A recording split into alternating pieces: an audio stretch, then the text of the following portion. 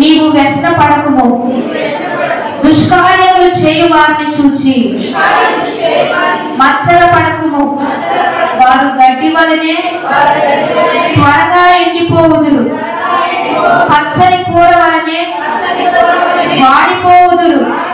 యెహోవా యందు నమ్మిక ఉంచి మేలు చేయుము, దేశమందు నివసించి సత్యమును అనుసరించుము, యెహోవాను బట్టి సంతోషించుము.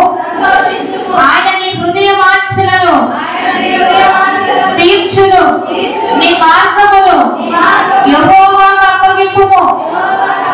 నీవు ఆయనను నమ్ముకొనుము, ఆయన నీ కార్యము నెరవేర్చును. దేవుడి వాక్య భాగాన్ని దీవించి మందిరంలోకి వచ్చి మాటలు పలికిన ప్రతి ఒక్క దేవుని బిడ్డను దేవుడు దీవించి ఆశీర్వదించి వర్ధిల్ల చేయును గాక. అందరూ కూడా ప్రార్థన